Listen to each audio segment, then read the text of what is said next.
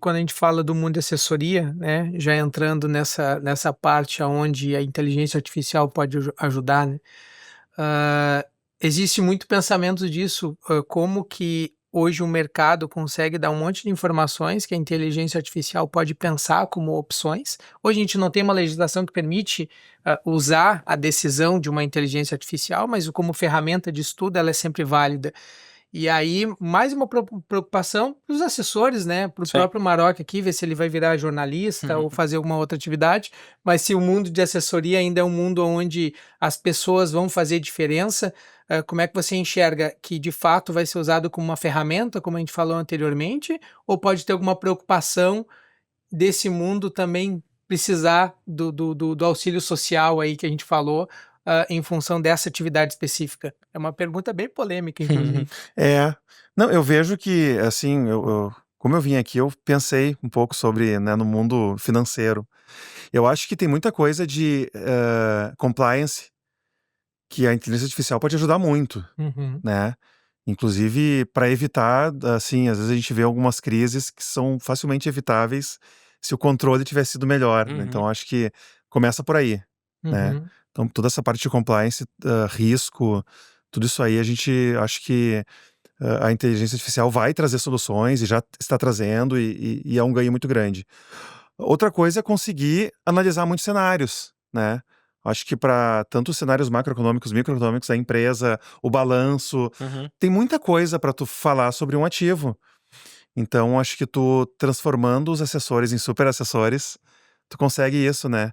E aí tu pega assim, eu não sou da área, mas eu imagino que os assessores daqui estão muito mais olhando os ativos do Brasil e dos Estados Unidos. Não tô olhando o ativo da China, ativo do Vietnã.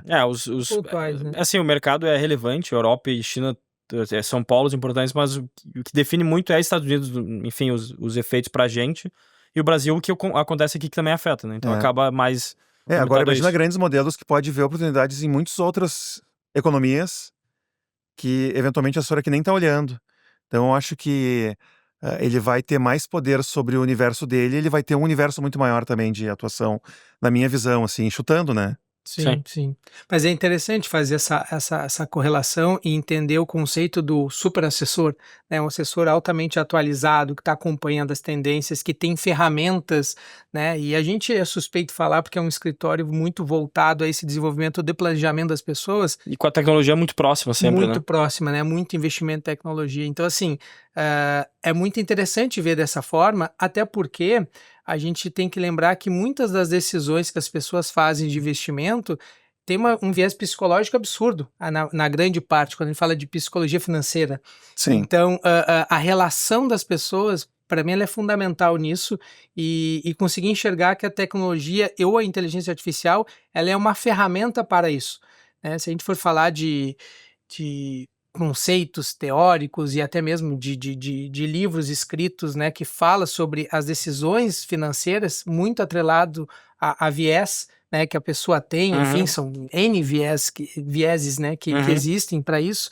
Então a gente tem todo um olhar que o uso da ferramenta ela pode ser muito, muito, muito produtivo para isso, para fazer uma leitura maior, sabendo que as decisões acabam sendo afetadas ainda sobre essas questões pessoais, né? E o quanto o papel do assessor é importante quanto a isso, o quanto que ele pode ajudar quanto a isso, até mesmo porque cenários podem ser vistos com inteligência artificial e pode vir para uma mesa, para uma discussão com o próprio assessor. Eu vi tal coisa acontecendo, eu vi um movimento para tal lado e isso faz sentido, não faz? Qual a tua opinião? Então, acaba exigindo também da assessoria uma formação, uma especialização cada vez mais robusta, na minha opinião. Sim. Eu vou muito na linha da defesa do relacionamento, né? Eu acho muito difícil, eu particularmente acho que, e eu sou uma pessoa jovem, acho que pessoas ainda mais velhas, mais ainda, nesse sentido, jamais gostariam de ter uma substituição total daquele atendimento de modo digital, sem nenhuma interação. Então, acho que no futuro ela vai cada vez ser mais otimizada para, por exemplo, definição de perfil de risco para o próprio cliente, melhorar já o que já existe, né? Suitability, enfim. O assessor da mesma forma, ele conseguir entender melhor a pessoa desses viés, enfim. Mas o relacionamento acho que é o diferencial, sempre vai ser, porque o contato vai ser humano, né? Entre duas pessoas, não tem como substituir. Não, ele vai ser muito mais um complemento tecnológico que otimize, né, essa relação e que seja um superpoder, na minha visão. Daí eu queria também, até, acho que queria ouvir um pouquinho também disso, se faz sentido pra ti isso. Não, faz e eu acho que talvez essa relação vai ser um pouco diferente, né? Sim, sim. Porque, assim, tu não vai gastar muito tempo explicando pro teu cliente do ativo, por que não, porque isso já vai estar dito, mas muito mais no que tange isso, que não é, né? Então, acompanhar o teu cliente. A gente falou antes, né, de deixar o ser humano, é deixar o assessor fazer o relacionamento, Uhum, né? E cuidar da estratégia do sim. cliente. Ter mais tempo pra isso, pra poder gastar mais tempo na atenção, né? E na estratégia do que realmente, assim, indicando ativo e Sim, justificando e tirando dúvida. sim. Eu queria puxar a bola pra indústria que eu acompanho mais, que é a gestão de fato, né?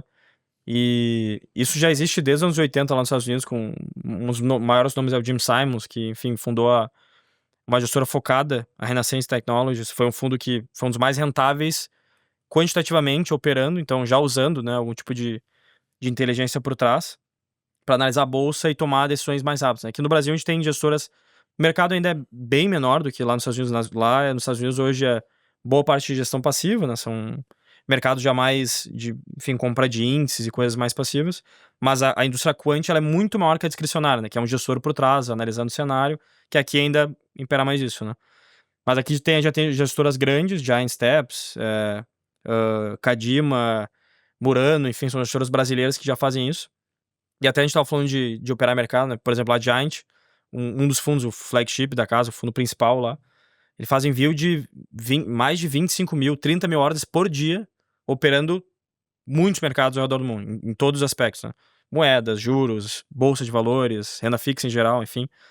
E se tu fosse analisar assim por cima, Paulo, no Brasil, assim, hoje, até eu falando assim, ó, é um mercado que já evoluiu, mas ainda a gestão discricionária ainda segue bem forte, assim, tanto na assessoria disso, de não utilizar ainda tantos modelos para tomar decisões, e as gestoras quantitativas ainda são pequenas, comparadas a esse mercado mais discricionário, de ex-diretores do Banco Central, que operam muito, mas eles tomam decisões, né? E isso, obviamente, existem vieses, existem coisas que às vezes a gente não vai ter capacidade de olhar, né? Então, quanto tu acha que isso vai evoluir nos próximos anos? Tu acha que tende agora a acelerar com todo esse hype da inteligência artificial?